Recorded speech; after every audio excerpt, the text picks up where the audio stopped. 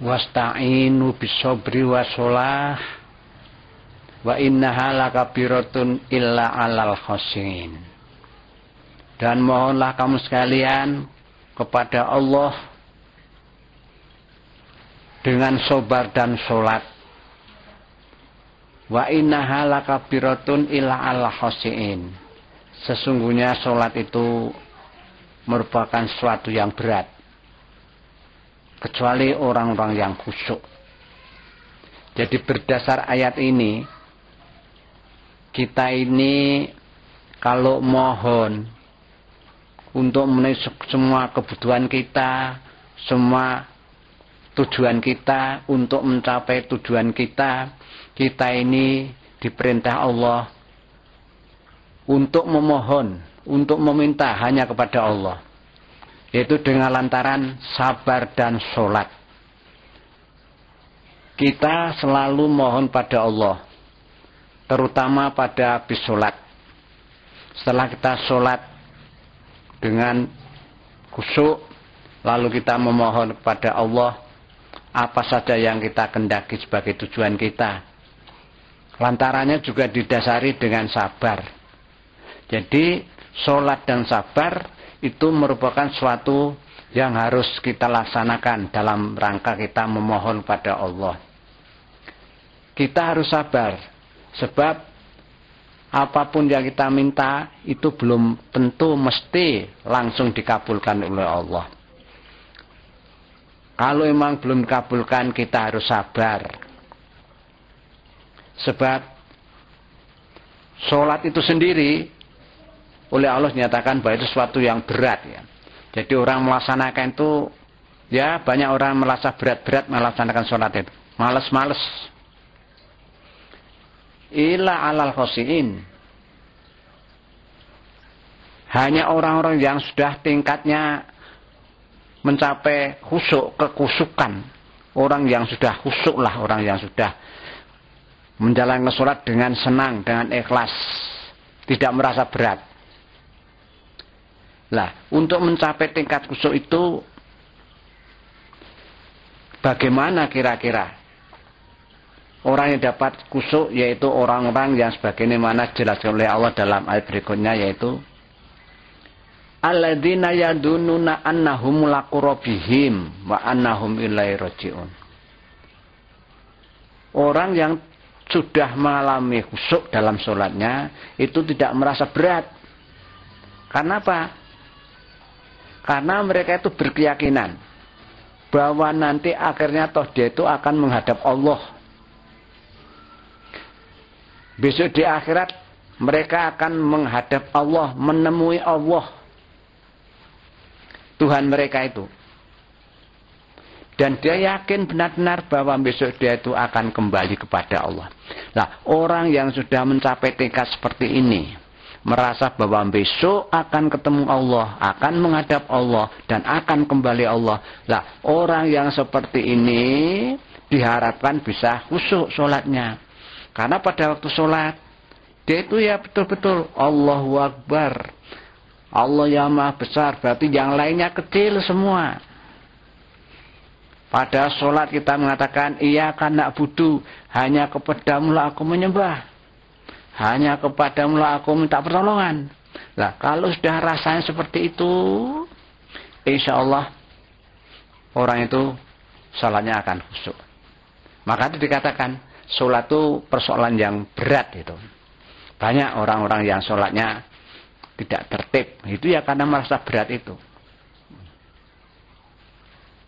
Itulah masa sholat.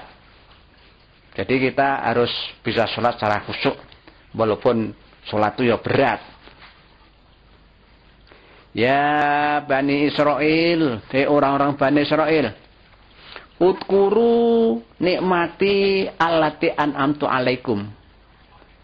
Ingatlah hai Bani Israel kepada nikmat-nikmatku yang telah aku berikan kepadamu. Sudah banyak sekali nikmat-nikmat yang aku telah berikan padamu. Tadi sudah dijelaskan di atas, nikmatnya banyak itu. Wa ani fadaltukum alal alamin, dan sungguh aku itu telah melebihkan kamu dibandingkan dengan bangsa-bangsa lain di dunia ini, tapi pada masamu itu. Jadi pada masa periodenya zaman Bani Israel dulu, dalam pimpinan Musa dulu, memang orang Bani Israel itu dilebihkan itu derajatnya oleh Allah Subhanahu wa taala dibanding dengan bangsa yang lain. Nah, kalau kita lihat sekarang memang tampak itu. Masih ada jalur keturunan Bani Israel itu yang menyebar kemana-mana seluruh dunia itu. Mereka itu memang orang pinter-pinter. Orang pinter-pinter. Banyak ahli ekonomi, banyak ahli ilmu matematika dan sebagainya. Itu semuanya kebanyakan dari keturunan Bani Israel. Itu memang dulu pada waktu zamannya Musa, zamannya Bani Israel dulu memang kelompok Bani Israel itu memang dilebihkan oleh Allah tadi. Wataku yauma la tajzi nafsun an nafsin syai'a wa la yuqbalu minha syafa'atu wa la yu'khadhu minha adlun wa lahum yunsarun. Jagalah dirimu, takutlah kamu sekalian pada suatu hari. La tajzi nafsun an nafsin syai'a, yang tidak ada pertolongan dari seorang pun kepada orang yang lain sedikit pun. Dan juga pada hari itu, yaitu pada hari akhir, tidak diterima adanya pertolongan, adanya syafaat. Orang satu tidak bisa menolong kepada yang lain. Wala yukhadhu minha adlun, dan juga tidak ada tebusan. Maksudnya orang masuk neraka menebus diri dengan sesuatu yang akhirnya supaya bisa dipindah ke surga itu tidak ada. Tidak ada tebusan pada waktu itu. Tidak ada pertolongan satu sama lain, tidak ada syafaat, kemanfaatan yang bisa diberikan oleh lain kepada orang lain, tidak ada. Walau yang sarun, dan mereka tidak akan mendapatkan pertolongan.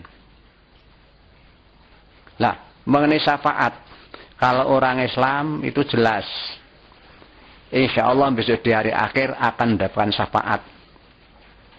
Yang dapat memberikan syafaat di antara ya Rasulullah Muhammad, Nabi Muhammad SAW, itu besok akan bersyafaat pada umatnya. Al-Quran itu jelas akan beri syafaat kepada orang membacanya. Bahkan ada hadis yang sudah jelaskan, yaitu bahwa Al-Quran itu dalam rangka memberikan syafaat itu lebih afdol bahkan daripada Nabi dan para malaikat.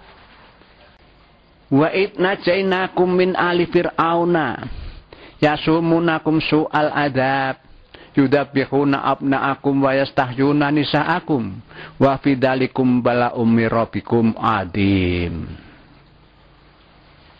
Allah juga berfirman, ingatlah Muhammad, itnajainakum. Firman ini dari Allah diberikan kepada Muhammad supaya Muhammad mengetahui peristiwa yang akan ceritakan ini. Bahkan Allah telah berkata pada Bani Israel, aku najainakum, telah menyelamatkan kamu sekalian, hei Bani Israel, min ali fir'auna, dari keluarga Fir'aun, yasumunakum su'al adab, yang pada waktu itu Ali Fir'aun dan keluarganya menyiksa kamu dengan siksa yang seberat-beratnya, dengan siksa yang jelek-jeleknya. Apa itu siksa yang paling jelek? Yaitu membunuh anak laki-laki Bani Israel. Jadi setiap ada anak Bani Israel laki-laki lahir, itu disembelih. Bayangkan. Jadi kalau ada bayi lalu disembelih, ya itulah bentuk penyiksaan yang paling buruk, yang paling berat, yang paling besar. Masa anak yang mestinya dikasihani malah harus disembelih? Mengapa terjadi demikian? Nah, itu ada ceritanya sedikit yang intinya. Fir'aun itu bermimpi yang intinya seolah-olah istananya itu terbakar. Terbakar habis. Tapi ada daerah tertentu yang tidak mengalami kebakaran. Lah ternyata itu tempat itu ada tempatnya orang-orang Bani Israel. Berdasar mimpi itu, Fir'aun bertanya kepada ahli nujum mereka untuk menafsirkan apa mimpi itu. Apa alamat yang bahkan terjadi dengan mimpi itu. Lalu dijawab oleh orang-orang pintar mereka yang menyatakan bahwa sebetulnya di negeri Anda ini ada sekelompok orang. Yaitu wujudnya yaitu Bani Israel tadi. Itulah nanti ya, kalau ada bayi lahir dari sana itu nanti kalau besar mereka itu akan membunuh, akan membinasakan keluarga Fir'aun. Oh begitu isinya. Lalu Fir'aun bertindak, memerintahkan seluruh negeri, maka barang siapa kalau ada perempuan yang melahirkan anak laki-laki diperintahkan untuk dibunuh. Nah disitulah. Lalu setiap ada bayi laki-laki dari Bani Israel itu dibunuh. Tapi ada seorang perempuan yang melahirkan. Kebetulan yang dilahirkan itu akhirnya namanya saja berupa akhirnya itu berwujud atau kejadiannya yaitu jadi Nabi Musa itu. Nabi Musa yang baru lahir karena ibunya takut nanti akan disembelih, malah justru oleh ibunya itu dimasukkan box lalu dihanyutkan di Sungai Nil, yang Sungai Nil itu melintas di bawah istana Raja Fir'aun. Nah kebetulan pada waktu bayi di kota itu lewat di situ, Syah istri dari Fir'aun itu ada di situ lalu memungut kota itu dan ternyata bayinya diambil lalu diberitahukan kepada Fir'aun, saya dapat anak seperti ini, mari kita pelihara ya baik-baik, saya cinta dengan anak ini, mudah-mudahan besok baik bagi kita sekalian. Maunya itu Fir'aun juga tidak mau, maunya mau dibunuh juga, tapi dengan rayuan dari istrinya itu akhirnya dipeliharalah Fir'aun. Lalu caranya melihara bagaimana, bayi mau memberi minumnya bagaimana itu. Lalu bikin sayembara, siapa-siapa perempuan yang bisa menetei bayi ini. Ya. Lalu banyak orang datang untuk menetei Musa. Tapi nyatanya nggak ada yang mau minum. Jadi Musa nggak mau minum semua itu, yang datang-datang itu. Ada seorang yang usul, kebetulan ini adiknya ibunya Musa. Mengusulkan bagaimana kalau saya bisa mencarikan orang yang mungkin mau menetei dan si bayi itu mau minum. Ya betul, coba betul. Adiknya ibunya Musa datang, lalu ditetei, lalu mau. Nah Musa mau minum. Lah akhirnya malah orang perempuan itulah diserai untuk memelihara Musa dengan cara memberi air minum tadi, dibawa pulang dipelihara. Lah setelah sampai besar, akhirnya ya Musa dikembalikan kepada Fir'aun, dipelihara, terus akhirnya sampai besar dewasa jadi musuhnya, gitu. Akhirnya begitu.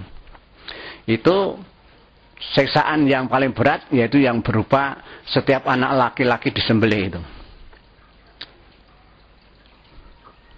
Wa yastahyuna nisaakum. Kalau laki-laki sembelih, tapi kalau yang anak perempuan itu diberi kesempatan untuk hidup. Wa yastahyuna nisaakum. Kalau perempuan biar hidup. Berlainan tolak belakang dengan zaman jahiliyah. Kalau zaman jahiliyah sebelum Rasulullah diutus itu di negara Arab yang berlaku, kalau ada anak perempuan lahir dibunuh, dikubur hidup-hidup. Karena apa? Dengan mendapat anak perempuan mereka merasa mendapat aib. Wa fi dzalikum bala'um mirakum. Nah, terhadap yang demikian itu keadaannya seperti kamu itu, anak laki-laki dibunuh, perempuan didupin, itu merupakan cobaan dari Tuhanmu yang maha besar itu.